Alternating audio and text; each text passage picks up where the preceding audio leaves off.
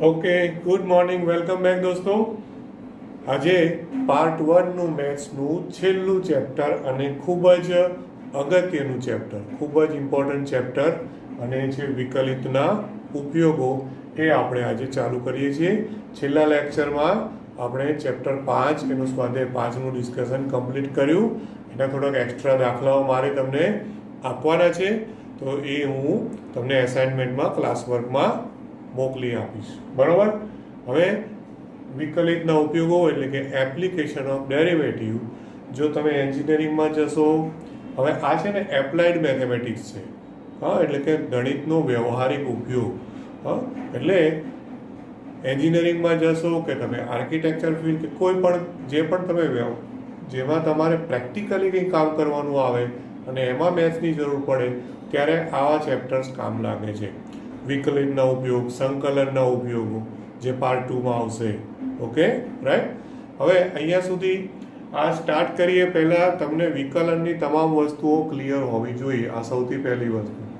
એમાંથી એક પણ મુદ્દો જો તમારો કોન્સેપ્ટ ક્લિયર નહીં હોય તો આમાં શું છે કે ખાલી ડીવાય બાય ડીએક્સ આવશે એવું નથી, પણ બધા જ સૂત્રો કે સાંકળ નિયમ આ તે જે બધું જ આવવાનું છે. ઓકે, એટલે બધું જ ક્લિયર રાખજો, પરફેક્ટ તૈયારી કરજો. હવે આ મહિને તમારે કેમિસ્ટ્રી અને ફિઝિક્સની એક્ઝામ આવી છે, એટલે 99% અથવા 100% જ ગણો કે નેક્સ્ટ મંથ મેથ્સની એક્ઝામ આવવાની જ છે. બરાબર ને? અને એમાં કેટલા ચેપ્ટર હશે મને ખબર નથી, પણ એટલીસ્ટ મને એમ લાગે છે કે લગભગ આ 6 ચેપ્ટર સુધીમાં શરૂઆતના ચેપ્ટર ના હોય તો પાછળના ચેપ્ટરો ગણો તો 5મું 6ઠું ચેપ્ટર સુધીનું કન્ટેન્ટ આવવું જોઈએ, મારું એવું માનવું છે. તો એ પ્રમાણે બરાબર પ્રિપેરેશન કરજો, ઓનેસ્ટલી કરજો. Okay, right. હવે એપ્લિકેશન ઓફ ડેરિવેટિવ એટલે કે વિકલિતના ઉપયોગોમાં બહુ જ બધા ઉપયોગો છે દોસ્તો, ઢગલાબંધ. એમાં જે ટેક્સ્ટબુકમાં જે ક્રમ આપ્યો છે એ ક્રમમાં સૌથી પહેલું આપ્યું છે ઉપયોગ, એ છે દર માપક તરીકે. પહેલો ઉપયોગ શું આપ્યો છે આપણને? દર માપક તરીકે. બરોબર. હવે દર માપક એટલે as a rat of measure, દર માપક. તો એમાં છે ને હંમેશા આ દાખલાઓની અંદર મોટા ભાગે, જરૂરી નથી હું મોટા ભાગે શબ્દ વાપરું છું, મોટા ભાગે સમયની સાપેક્ષે વિકલન થતા હોય ને એવા દાખલાઓ વધારે આવે. કારણ કે તમારે જ્યારે કોઈ પણ દર માપવાનું હોય, જેમ કે તમે ફિઝિક્સમાં ભણતા હશો કે ભાઈ અંતરને એસ કહો, તો ડીએસ બાય ડીટી નો મતલબ શું? સમયની સાપેક્ષે. ટી એટલે સમય, તો ડીએસ બાય ડીટી એટલે તમે શું કહો છો? સમયની સાપેક્ષે અંતરનું વિકલન, એવું કહ્યું ને? બરોબર. પણ એકચ્યુઅલી એને બીજી લેંગ્વેજમાં એટલે કે ભાષામાં કેવું હોય તો એ આપણે શું કર્યું કહેવાય? ડીએસ બાય ડીટી એટલે અંતર જે છે, જે સમય હોય સમયની સાપેક્ષે જે અંતર છે એ અંતરનો મેજર, રેટ ઓફ મેજર, કે ભાઈ ડીએસ બાય ડીટી બરાબર 5 સેન્ટીમીટર પર સેકન્ડ, આવું આવશે. તમે એને વેગ કહો છો. બરાબર, કે ભાઈ કણ હોય તો કણનો વેગ.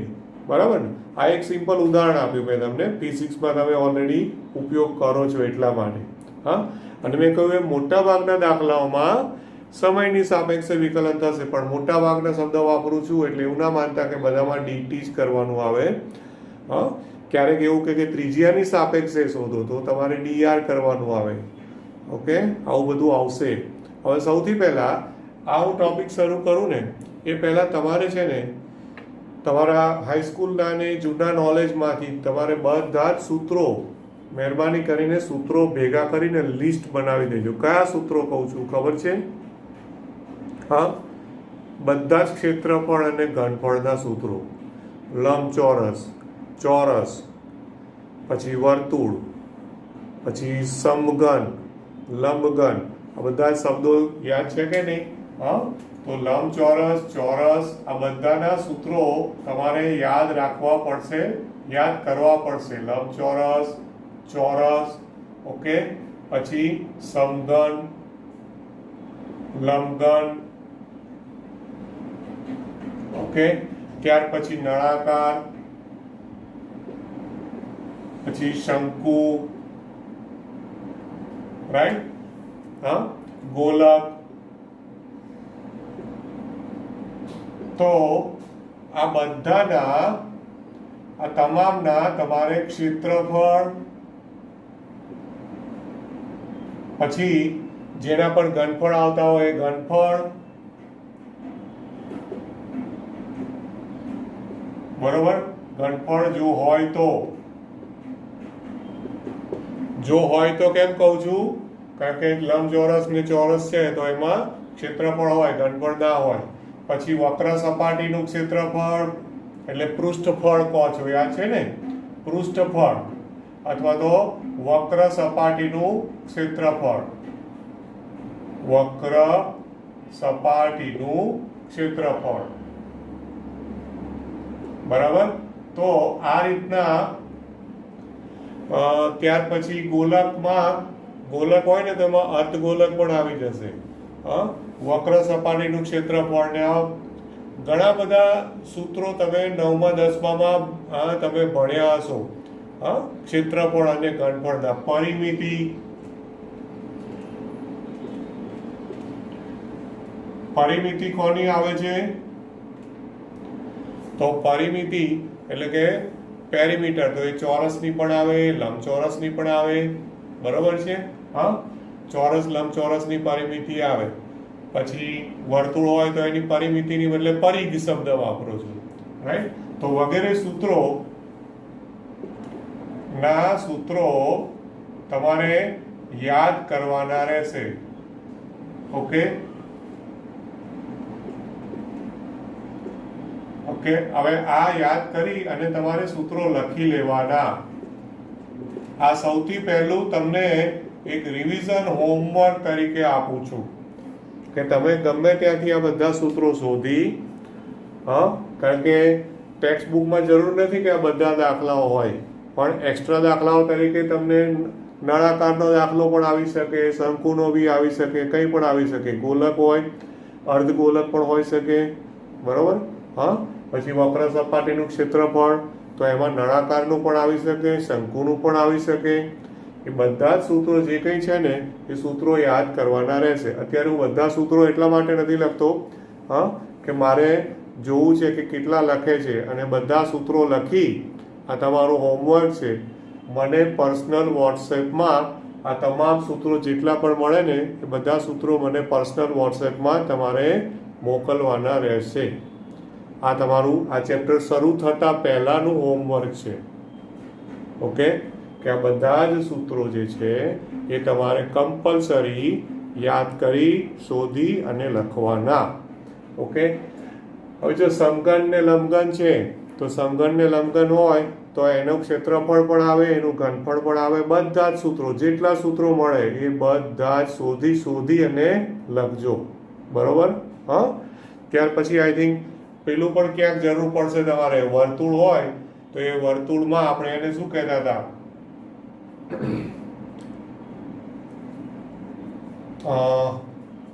યાદ આવે તો કહું, પાય આર. આ રીતના વર્તુળનો હોય ને, આ વર્તુળ હોય, આ વર્તુળનો ચાપ આવે, બરોબર. આ એની ત્રિજ્યા હોય, પછી આ ખૂણો થીટા હોય, અને આ ચાપની લંબાઈ L હોય, તો L = r થીટા, લઘુચાપની લંબાઈ. આ પણ એક સૂત્ર છે, એને પણ ઉપયોગમાં ગમે ત્યાં જરૂર પડશે, એટલે બધા જ સૂત્રો યાદ રાખજો. L = r થીટા, આ જસ્ટ તમને યાદ કરવા માટે. પછી આને આપણે શું કહેતા હતા, નામ યાદ નથી આવતું, લઘુવૃત્ત. લઘુવૃત્ત કેવું કહેશું, બરોબર ને. લઘુવૃત્ત છે એનું આ આખું ક્ષેત્રફળ માટે, આ તો લઘુચાપની લંબાઈ છે, પણ એનું પાય r theta upon 180, I think એવું કંઈક સૂત્ર છે, પાય r થીટા upon 180. એ છે આ લઘુવૃત્તાંશ એનું ક્ષેત્રફળ. તો આ બધા સૂત્રો શોધી ખૂણેથી તમે લખી નાખજો. અત્યારે હું આ રાખતો નથી અહીંયા, આ તો મને ખાલી એકદમ જ યાદ આવ્યું એટલા માટે મેં બોર્ડ ઉપર તમને બતાવ્યું છે, રાઈટ. ચલો, હવે આમાં આપણે થિયરી નથી, સીધું દર માપક તરીકેના સીધા દાખલાઓ છે. દાખલાઓ ગણીશું એટલે ઓટોમેટિક તમારી થિયરી ક્લિયર થઈ જશે. Okay, right. હવે ટેક્સ્ટ બુક ખોલજો, પહેલું સ્વાધ્યાય 6.1. સ્વાધ્યાય 6.1 હા પેજ નંબર 164.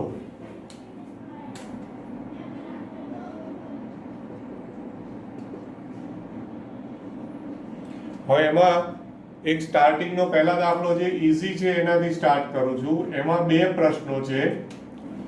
પહેલા દાખલામાં બે પ્રશ્નો છે, તો એમાંથી પહેલો એક ગણું છું. r બરાબર 3 હોય એટલે કે ત્રિજ્યા 3 હોય ત્યારે વર્તુળના ક્ષેત્રફળમાં, હા આવો પ્રશ્ન છે, આ આપેલું છે. હવે ટેક્સ્ટબુકમાં રકમ જોજો. ત્યારે વર્તુળના ક્ષેત્રફળમાં તેની ત્રિજ્યા r ને સાપેક્ષ થતા ફેરફારનો દર શોધો. રકમ બોર્ડ ઉપર નથી લખતો. r બરાબર 3 છે. વર્તુળના ક્ષેત્રફળમાં એટલે વર્તુળનું ક્ષેત્રફળ આવ્યું, તો વર્તુળનું ક્ષેત્રફળ સૂત્ર શું છે આપણું? a pi r square. a pi r square છે. હવે રકમમાં એવું કીધું છે ક્ષેત્રફળમાં તેની ત્રિજ્યાને સાપેક્ષે ફેરફારનો દર.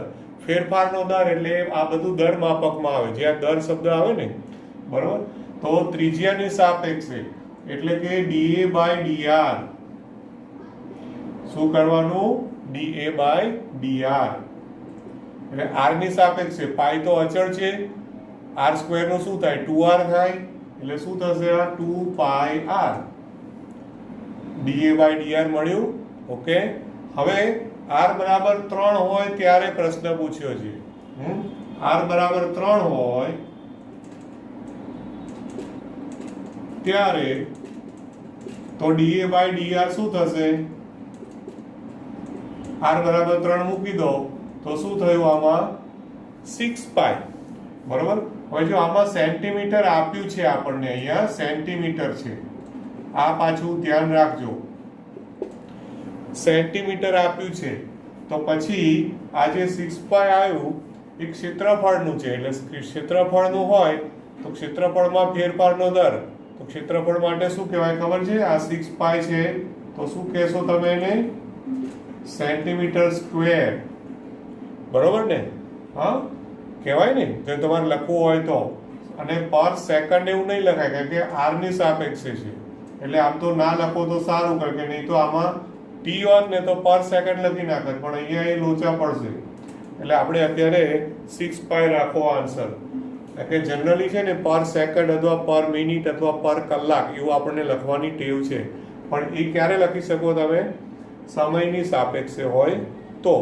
અહીંયા તો ત્રિજ્યાની સાપેક્ષે છે, રાઈટ? એટલે આપણે એને 6 pi તરીકે આન્સર રાખો, કોઈ ઇસ્યુ નથી. બરાબર. તો આ ઓબ્જેક્ટિવ દાખલો છે, MCQ છે. r બરાબર 3 ની બદલે બીજો પ્રશ્ન છે r બરાબર 4, તો 6 pi ની બદલે 8 pi આન્સર આવશે. Okay, clear? બરાબર. હવે બીજો દાખલો લઈએ, દાખલા નંબર 2. બીજો દાખલો છે, એની રકમ આવી છે એક સમઘનનું કદ. સમઘનનું કદ, કદ એટલે ઘનફળ. સમઘન, ઓકે, કદ એટલે ઘનફળ કહેવાય. તો સમઘન, સમઘનનો મતલબ શું છે? સમઘન એટલે શું? જેની બધી બાજુઓ સરખી. હા, બરોબર. તો એટલે કે બધી બાજુ એટલે શું કહેવાય એને? આપણે લંબાઈ, પહોળાઈ અને ઊંચાઈ બધું સરખું હોય. LBH, લેન્થ, બ્રેથ અને હાઈટ ત્રણેય સરખા હોય. બરોબર ને? તો એનું તમે કદ એટલે કે ઘનફળ કરો તો શું થઈ જશે? L3. કારણ કે લંબાઈ, પહોળાઈ અને ઊંચાઈ ત્રણેય સરખા જ હોય, એટલે L ગુણ્યા L ગુણ્યા L. જો લંબ આ સમઘન છે, એ સમઘનની બદલે ધારો કે મને લંબઘન આપે, સમઘનની બદલે આપણને લંબઘન આપે, તો મારે અહીંયા LBH કરવું પડે, ધ્યાન રાખજો. અને ઘનફળ માટે સંકેત વોલ્યુમ, ઘનફળ એટલે વોલ્યુમ, તો એનો સંકેત શું વાપરશો તમે? V. બરાબર. હવે રકમમાં વાંચો કે એનું કદ 8 સેન્ટીમીટર ક્યુબ પર સેકન્ડના દરથી વધે છે. એટલે આપેલી વિગત પ્રમાણે dV by dt is equal to 8 centimetre cube પર સેકન્ડ. આપેલું છે. ઓકે, અચ્છા, હવે એક બહુ જ અગત્યની વસ્તુ રાખ કે અહીંયા લખ્યું છે 8 સેન્ટીમીટર ક્યુબ પર સેકન્ડના દરથી વધે છે, એટલે મેં અહીંયા આન્સર લખ્યો 8. ઇન કેસ કોઈ દાખલામાં શબ્દ વાપરે ઘટે છે, તો ઘટાડો હોય ને તો નિશાની માઇનસ રાખવાની. આ ધ્યાન રાખજો, આવશે દાખલા હમણાં. દરમાં વધારો હોય તો પ્લસમાં લખવાનું, દરમાં ઘટાડો હોય તો માઇનસ. એટલે આન્સરમાં પણ એવું થશે. આન્સરમાં પણ જો માઇનસમાં આન્સર આવે ને તો એનો મતલબ કે જે પણ હશે દાખલો એમાં એ ઘટાડો સૂચવતું હશે, અને પ્લસમાં આવશે તો એ જે પણ દર હશે એમાં વધારો સૂચવતું હશે. આ પણ એક અગત્યની વસ્તુ ધ્યાનમાં રાખજો. હવે આ આપણને આપેલું છે. હવે એમાં પ્રશ્ન શું છે, જ્યારે લંબઘનની ધારની લંબાઈ 12 સેન્ટીમીટર હોય, પ્રશ્ન આપણને આવો આપે છે, જ્યારે એલ ધારની લંબાઈને શું કહેશો, એલ કહીશું, એલ બરાબર 12 સેન્ટીમીટર હોય ત્યારે ધારને આપણે એલ નામ આપ્યું છે, બરોબર ને, ત્યારે તેનું પૃષ્ઠફળ કેટલી ઝડપથી વધે, ત્યારે તેનું પૃષ્ઠફળ, હવે બોલો પૃષ્ઠફળનું સૂત્ર શું થાય, તેનું પૃષ્ઠફળ. હવે પૃષ્ઠફળ એટલે આમ તો એની 6 સપાટીનું ક્ષેત્રફળ કહેવાય. પૃષ્ઠફળ એટલે શું, આમાં વક્ર સપાટી શબ્દ ના વપરાય. આ વક્ર સપાટી મેં શબ્દ વાપર્યો છે. વક્ર સપાટી શેમાં આવે, નળાકારમાં આવે, શંકુમાં આવે, ગોલકમાં આવે. હા, બરોબર છે. ઓકે, પણ સમઘનમાં ને લંબઘનમાં ને એમાં શું કહે છે, પૃષ્ઠફળ. રાઈટ, તો આમ તો એક ક્ષેત્રફળ જ છે, એટલે એને સંકેતમાં તમે એ પણ વાપરી શકો. ઘણી વખત એને ઇંગ્લિશમાં એને સરફેસ એરિયા કહે છે. એને શું કહેવાય છે, પૃષ્ઠફળ એટલે સરફેસ એરિયા. એટલે સરફેસ એરિયાના કારણે ઘણી વખત સંકેત એસ પણ વાપરે છે. સંકેત બહુ ઇમ્પોર્ટન્ટ નથી, તમે તમારી રીતે સંકેત યુઝ કરી શકો, પણ બને ત્યાં સુધી વોલ્યુમનો વી વાપર્યો હોય તો બી પૃષ્ઠફળમાં વી નહીં વાપરવાનો, એટલું ધ્યાન રાખવાનું. હા, અમુક કોમન સેન્સથી આપણે સંકેતો વાપરવાના. હવે પૃષ્ઠફળ એટલે 6 બાજુનું એનું શું થશે, ક્ષેત્રફળ થાય કે નહીં. હવે જો એક બાજુ એટલે એક ચોરસ, તો એક ચોરસનું ક્ષેત્રફળ કેટલું થાય, L². તો ટોટલ 6 બાજુ છે તો શું થશે, 6L². ખ્યાલ આવ્યો કે નહીં. હા, એટલે પૃષ્ઠફળ 6L². ખબર પડે છે ને આ. હા, તમે જાતે એક સમઘન દોરી અને વિચારજો, 6 બાજુઓ છે, બરોબર ને. હા, અત્યારે મારી પાસે એવું કોઈ સાધન નથી કે જે તમને હું બતાવી શકું, બરોબર. હા, નહીં તો હું તમને બતાવત કે ભાઈ લંબઘન કે સમઘન કોને કહેવાય. રાઈટ, આ પૃષ્ઠફળ જે છે એમાં પ્રશ્ન એ પૂછે છે કે કેટલી ઝડપથી વધશે, આવો પ્રશ્ન છે. એસ કેટલી ઝડપથી વધે, આવો પ્રશ્ન પૂછ્યો છે. ખ્યાલ આવે ને, કેટલી ઝડપથી વધશે. રાઈટ, એટલે મતલબ કે આપણને પ્રશ્ન જે પૂછ્યો છે એ શું થયો કહેવાય, ds/dt. જે પ્રશ્ન પૂછ્યો છે એ ds/dt બરાબર કેટલા, આવો આપણને પ્રશ્ન પૂછ્યો છે એવું કહી શકાય. Okay, right. હવે s ની બદલે તમે એ સંકેત વાપરો તો da/dt. હવે આ v = L³ છે, dv/dt બરાબર 8 છે. પહેલા આનો ઉપયોગ કરો. હવે dv/dt, તો આનું dv/dt એટલે તમારે શું કરવાનું, આ જે છે ને એનું વિકલન કોની સાપેક્ષે, t ની સાપેક્ષે. t ની સાપેક્ષે L³ નું વિકલન, તો 3L² dl/dt. આવું થશે. શું થશે, 3L² dl/dt. સાંકળ નિયમ આવ્યો, ધ્યાન રાખજો. હા, મેં કહ્યું હતું ને કે જેને વિકલન પરફેક્ટ આવડ્યું હશે એને જ ખબર પડશે કે તમે t ની સાપેક્ષે કોનું વિકલન કર્યું? એલ ક્યુબનું, એટલે ડીએલ બાય ડીટી કમ્પલસરી આવે. હવે ડીવી બાય ડીટી આપણને 8 આપ્યા છે. 8 ઇઝ ઇક્વલ ટુ, પછી એલ બરાબર 12 લઈ લો, એટલે 144 ઇન્ટુ ડીએલ બાય ડીટી, જેથી તમને આમાંથી શું મળી જશે દોસ્તો? ડીએલ બાય ડીટી મળી જશે. કરેક્ટ? એટલે ડીએલ બાય ડીટી બરાબર કેટલા થયા? ડીએલ અપોન ડીટી, તો 8 ભાગ્યા, અને ભાગાકારમાં જતું રહે ને, એટલે 8 ભાગ્યા, આને હું ગુણતો નથી, બરોબર? ગુણાકાર એટલે નથી કરતો કે અહીંયા જો ભાગ ચાલતો હોય ને તો ચલાવી દેવાનું, એટલે કે ડીએલ બાય ડીટી. અને હમણાં ધારો કે ના ઉડાડવું હોય તોય વાંધો નહીં, આપણે જોઈએ 8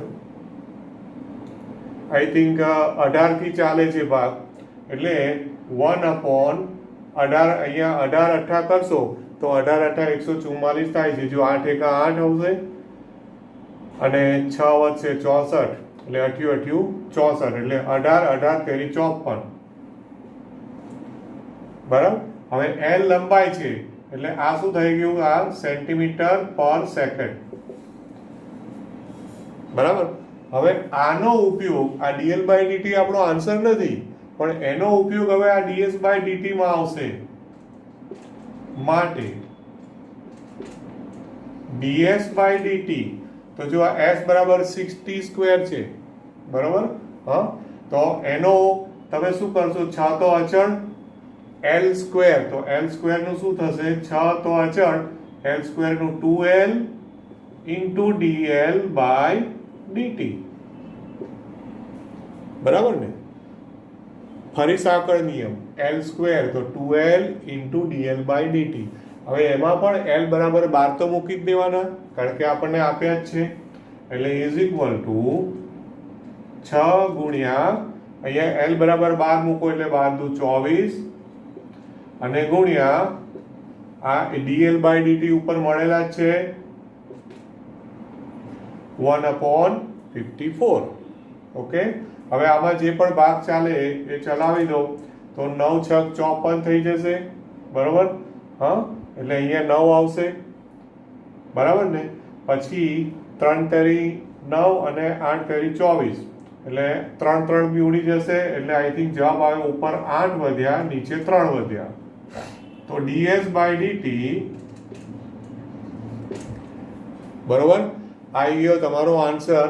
અને આ પૃષ્ઠફળ છે એટલે ક્ષેત્રફળ જ કહેવાય, એટલે સેન્ટીમીટર સ્ક્વેર પર સેકન્ડ ની ઝડપથી આ તમારો ફાઇનલ આન્સર ની ઝડપથી વધશે. ઓકે, જ્યારે એલ બરાબર 12 સેન્ટીમીટર હોય, ઓકે, ત્યારે એનું જે પૃષ્ઠફળ છે એ પૃષ્ઠફળ કેટલી ઝડપથી વધતું હશે? 8/3 સેન્ટીમીટર સ્ક્વેર પર સેકન્ડની ઝડપથી વધતું હશે. આ તમારો ફાઇનલ જવાબ થયો. ખ્યાલ આવ્યો ને? ઓકે, એટલે આ જો બહુ ઇમ્પોર્ટન્ટ ટોપિક છે ચેપ્ટર. એકચ્યુઅલી એ લોકો છે ને સૌથી પહેલો જ ટોપિક થોડો ઇમ્પોર્ટન્ટ જે હોય ને, જનરલી કોઈ બી ચેપ્ટર શરૂ થાય ને તો પહેલું સ્વાધ્યાય એટલું બધું અગત્યનું ના હોય, બીજા ત્રીજા સ્વાધ્યાયથી બધું આઈએમપી સ્ટાર્ટ થાય. આ ચેપ્ટર એવું છે કે જેમાં પહેલેથી જ સીધું આઈએમપી બધું કામનું જ છે. આમાંથી આ બધા દાખલા 100% એક્ઝામમાં પૂછાય એ ટાઈપના દાખલાઓ છે. બરાબર કે નહીં? Okay, right. તો હજુ આપણે બીજો એકાદો દાખલો જોઈએ છે, પહેલા આનો સ્ક્રીનશોટ લઈ લઈએ.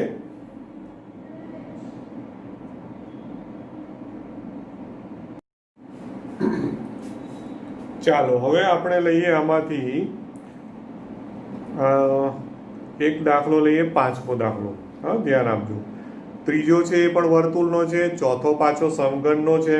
પહેલો આપણે વર્તુળનો ગણ્યો, 5મો છે એ પણ એકચ્યુઅલી વર્તુળનો જ છે, પણ આમાં શું છે કે થોડુંક એને વ્યવહારિક ટાઈપનો દાખલો છે, તો રકમ પરથી તમને સમજણ પડે કે નહીં એટલા માટે હું ગણાવું છું.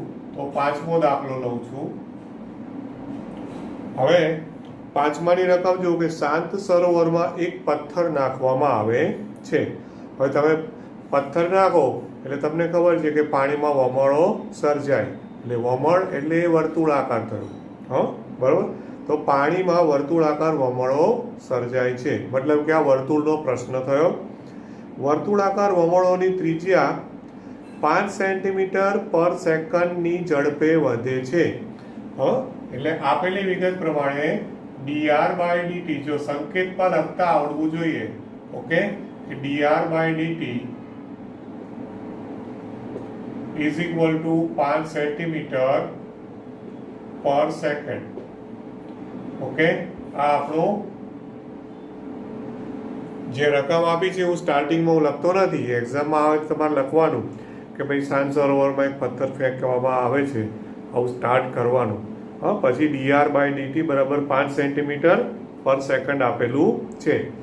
જ્યારે વર્તુળાકાર વમળની ત્રિજ્યા 8 સેન્ટીમીટર હોય ત્યારે આ વર્તુળાકાર વમળોનું ક્ષેત્રફળ કેટલી ઝડપથી વધે છે તે શોધો. એટલે એવું કહે છે કે જ્યારે r બરાબર 8 સેન્ટીમીટર હોય ત્યારે r બરાબર 8 સેન્ટીમીટર વર્તુળાકાર વમળોનું ક્ષેત્રફળ કેટલી ઝડપથી વધે છે.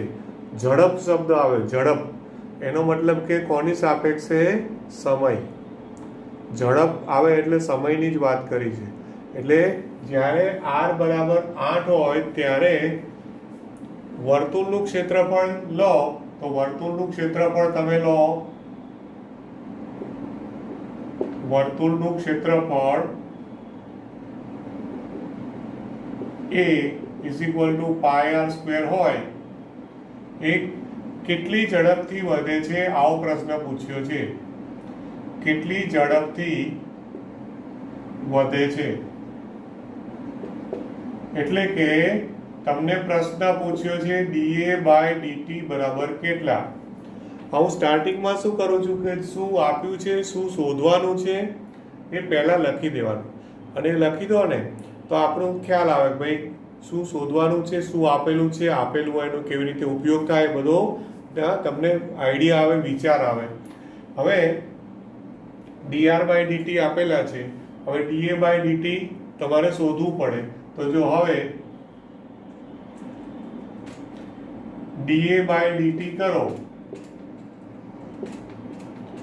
એટલે આનું વિકલન t ની સાપેક્ષે, ધ્યાન રાખજો, t ની સાપેક્ષે. એટલે પાઈ તો અચળ, r સ્ક્વેર નું 2r, તો 2 પાઈ r ઇન્ટુ dr/dt. આ dr/dt ક્યાંથી આવ્યું છે? સાંકળ નિયમ. ઓકે, dr/dt ક્યાંથી આવ્યું છે? સાંકળ નિયમ. એટલે 2 પાઈ r ગુણ્યા dr/dt, અને dr/dt આપણને આપેલું જ છે. ઓકે, માટે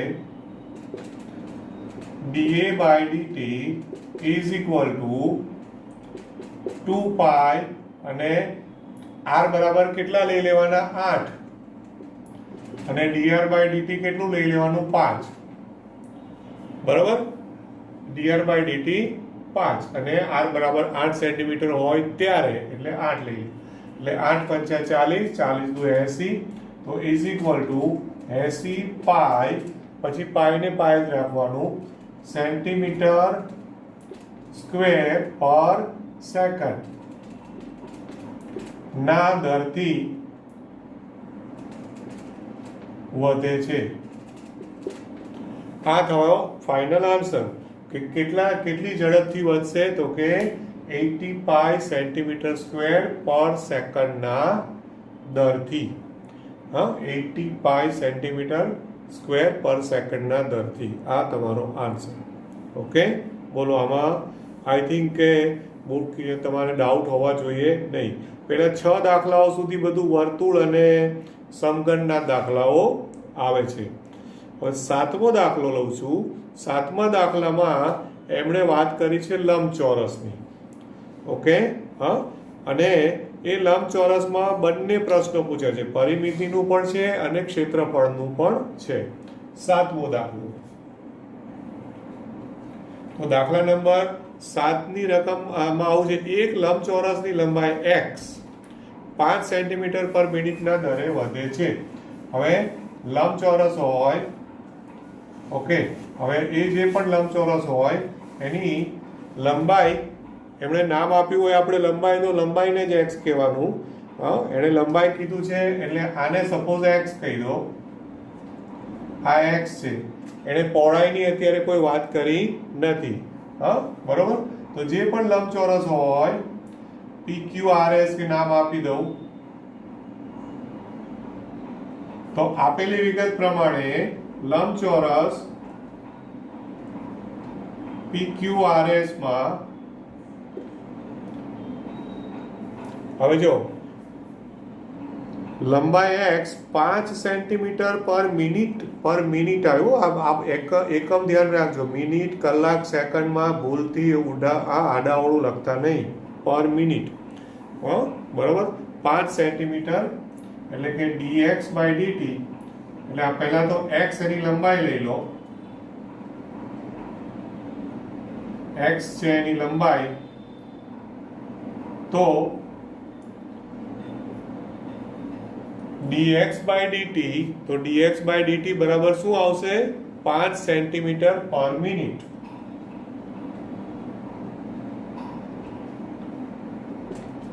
આ આપણને આપ્યું છે, 5 સેન્ટીમીટર પર મિનિટના દરથી વધે છે કે ઘટે છે? ઘટે છે. હા, આ પાછું ધ્યાન રાખજો, ઘટે છે એટલે માઇનસ, કારણ કે આપેલી વિગત પ્રમાણે શું છે? 5 સેન્ટીમીટર પર મિનિટના દરથી ઘટે છે. લંબાઈમાં ઘટાડો થાય છે, વધારો નહીં, એટલે માઇનસ. અને તેની પહોળાઈ, બરોબર, તેની પહોળાઈ 4 સેન્ટીમીટરના દરે વધે છે. અને પહોળાઈનો સંકેત આપ્યો છે y, રકમમાં આગળ સંકેત એને આપ્યો છે y. ઓકે, તથા y છે એ પહોળાઈ છે,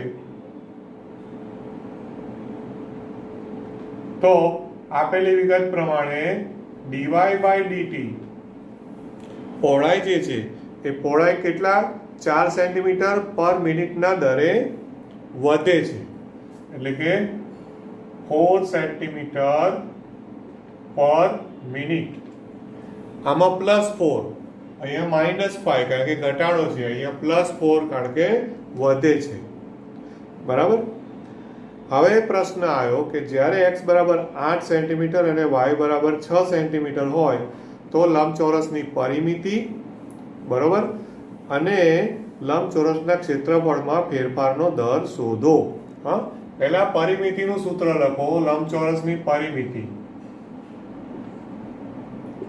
લંબચોરસની પરિમિતિ. ઓકે, તો પરિમિતિ માટે સામાન્ય રીતે s સંકેત વાપરતા હોય છે. પરિમિતિ માટે s, તો લંબચોરસ છે એટલે ચારે બાજુનો સરવાળો, પરિમિતિ એટલે 2 × x + y થાય ને, બે બાજુ લંબાઈ ને બે બાજુ પહોળાઈ, બરોબર, 2 × x + y. અને ક્ષેત્રફળ, તો લંબચોરસનું ક્ષેત્રફળ એટલે લંબાઈ ગુણ્યા પહોળાઈ, રાઈટ. તથા લંબચોરસનું ક્ષેત્રફળ, એને એ સંકેત આપો તો એ શું છે? x ગુણ્યા y. બંને સૂત્રો આવી ગયા, રાઈટ. હવે આપણને પ્રશ્ન એવો પૂછ્યો છે કે જ્યારે x બરાબર 8 અને y બરાબર 6 હોય, બરોબર, 8 અને 6 સેન્ટીમીટર હોય, ત્યારે એણે પ્રશ્ન પૂછ્યો છે પરિમિતિનો અને લંબચોરસના ક્ષેત્રફળમાં થતા ફેરફારનો દર, એટલે કે ds બાય dt બરાબર શું છે? અને da બાય dt. બંને પ્રશ્નો આપણને પૂછ્યા છે, બે પ્રશ્નો આપણને પૂછ્યા છે. પહેલો ds બાય dt શોધીએ, બરાબર. તો હવે ds બાય dt એટલે આ સૂત્ર ઓલરેડી લખેલું જ છે, t ની સાપેક્ષે છે હો, એટલે 2 એમના એમ x પ્લસ y નું શું થશે dx બાય dt વત્તા dy બાય dt, બરાબર. ઓકે, x નું t ની સાપેક્ષે, y નું t ની સાપેક્ષે, ખ્યાલ આવે ને. હવે dx બાય dt ને dy બાય dt ઓલરેડી તમને આપેલા છે.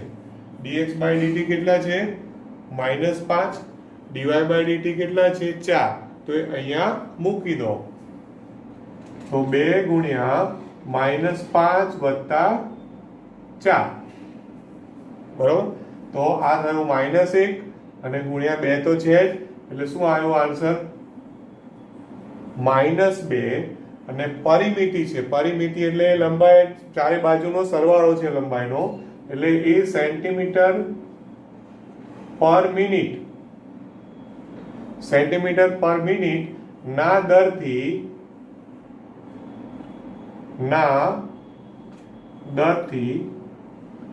હવે શું થયું ખબર છે, આ -2 આવ્યું એટલે હવે માટે પરિમિતિ, જો હું આ રીતે લખું, માટે લંબચોરસ છે ને એ લંબચોરસની પરિમિતિ 2 સેન્ટીમીટર પર મિનિટના દરે ઘટે છે.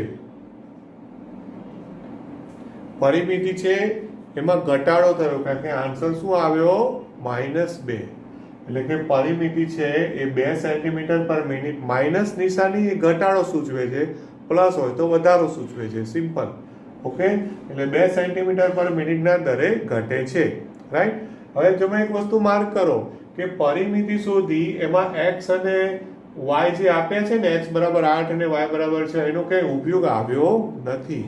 તો આના ઉપરથી મારું અવલોકન એવું કહે છે કે પરિમિતિમાં જે ઘટાડો છે એ ઘટાડો કોન્સ્ટન્ટ છે, અચળ, મતલબ કે એ ઘટાડો આ 2 સેન્ટીમીટર પરના દરથી જ ઘટવાનું છે.